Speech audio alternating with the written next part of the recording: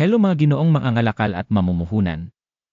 Ang impormasyon at analytical na serbisyo ay nakikipag-ugnayan system, Guru Markets. Magsimula tayo sa buod ng impormasyon tungkol sa kumpanya. Kung kinakailangan, posibleng ihinto ang video. Maaari mong pag-aralan ang bawat tagapagpahiwatig ng kumpanya ng mas malapit. Titingnan natin ang mga pangunahing tagapagpahiwatig ng korporasyon, NovaGold Resources Inc., ticker, NY. Ang pagsusuring ito ay batay sa impormasyon noong Hunyo 29, 2025. Sa pamamagitan ng pag-uri Guru Markets kumpanya NovaGold Resources Inc. na bibilang sa subkategory.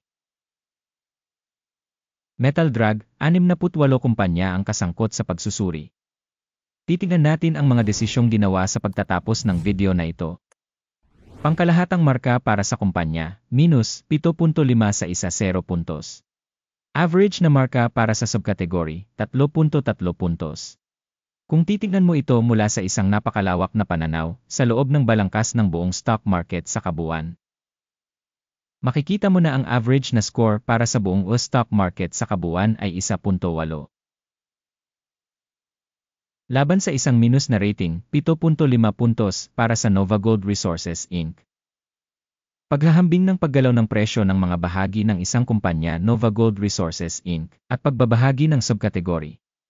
Makikita natin na sa nakalipas na 12 buwan ang shares ng kumpanya NovaGold Resources Inc. nagpakita ng dynamics na 15.1%. Laban sa dynamics ng presyo sa subkategory na 56.6%. Market capitalization ng kumpanya NovaGold Resources Inc. nagkakahalaga ng $1.66 bilyon, na may capitalization ng subkategory na $401 bilyong. Ang halaga ng libro ng kumpanya ay $0.16 bilyon, na may capitalization ng libro na $166 bilyon. Ang subkategory ay nagkakahalaga ng $166 bilyon. Sa pamamagitan ng paghahambing ng shares ng stock exchange at book value, makikita natin ang mga sumusunod. Inookupahan bahagi NovaGold Resources Inc. sa subkategory kapag tinatasa ang market capitalization ay 0.413%. Ang halaga ng libro ay 0.06%. Pagsusuri ng market share ng kumpanya at halaga ng libro sa subkategory, masama, minus 1 puntos. Ang mga pananagutan sa pananalapi ng nasuri na organisasyon ay umaabot sa 0.155 bilyong dolyar. Ang mga pananagutan sa pananalapi sa halaga ng libro ay nagkakahalaga ng 77% ng equity. Resulta ng utang ng kumpanya, TOL, 0 puntos. Ang market value ng kumpanya sa ratio ng kita ay 0.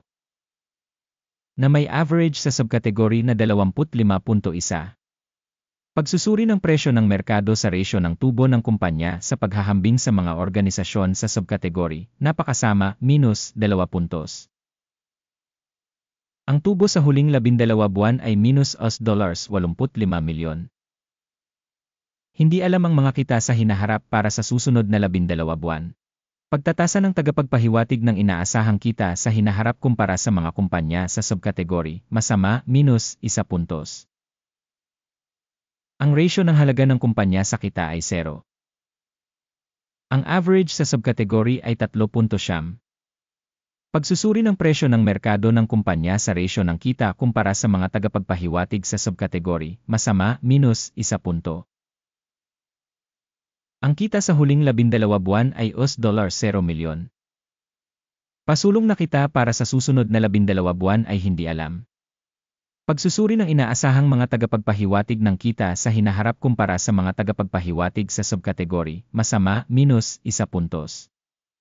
Ang marginality ay 0% na may average na 15.6% sa subkategory. Pagtatasa ng margin ng benta sa paghahambing sa mga tagapagpahiwatig sa subkategory, passable, minus 0.5 puntos. Ang bahagi ng kumpanya ayon sa bilang ng mga tauhan sa subkategory ay 0.006%.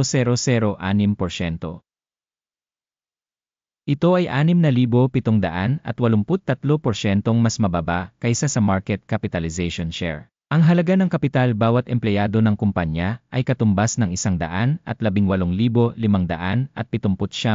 dolyar, habang sa subkategory ay mayroong $1,664,000. Pagtatasa ng halaga ng market capital bawat empleyado kumpara sa mga indicator sa subkategory, passable, 0 points.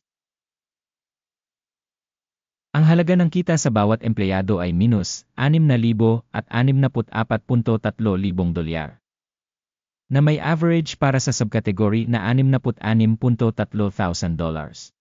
Pagsusuri ng kita sa bawat empleyado kumpara sa mga tagapagpahiwatig ng mga kumpanya sa subkategory, TOLET, -0.5 puntos. Ang kita ng kumpanya sa bawat individual na empleyado ay $0,000. Sa subkategory na $426,000. Pagsusuri ng kita sa bawat empleyado kumpara sa mga tagapagpahiwatig ng mga kumpanya sa subkategory, TOLET, -0.5 puntos. Ang dami ng maikling transaksyon ay tumutugma sa 4.5% na may average para sa subkategory na 1.7%. Teknikal na tagapagpahiwatig RESA 14 na nagpapakita ng antas na 51% para sa kumpanya NovaGold Resources Inc. Habang para sa subkategory ang antas ng RC 14 na ay 47%.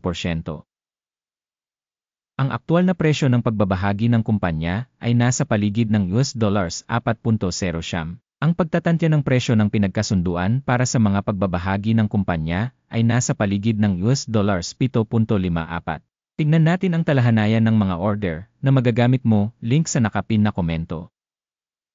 Ang talahanayan ng pagkakasunod-sunod ay naglalaman ng lahat ng mga desisyong ginawa ngayong season ng sistema ng impormasyon sa pagsusuri. Guru Markets. Ang pag-access sa talahanayan ng order ay ganap na libre at bukas, link sa nakapin na komento. Bilang resulta ng pagtatasa ng stock NovaGold Resources Inc. Sistema ng tulong Guru Markets ang sumusunod na desisyon ay ginawa. Bukas na sell order sa $4.08 bawat bahagi. Ang order ay binuksan dahil sa ang katunayan na ang kumpanya ay may isang medyo mababang rating.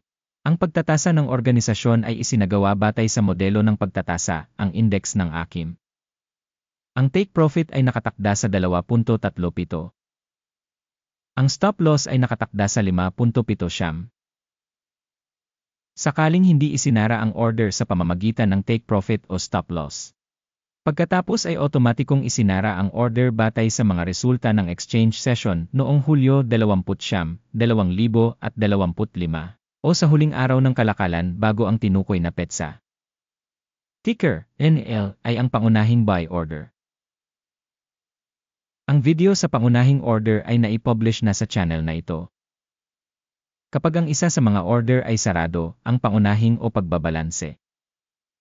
Ang kabaligtaran na order ay naayos sa huling presyo. Maraming salamat sa lahat sa panonood ng video na ito at sa paggamit ng information and help system, Guru Markets.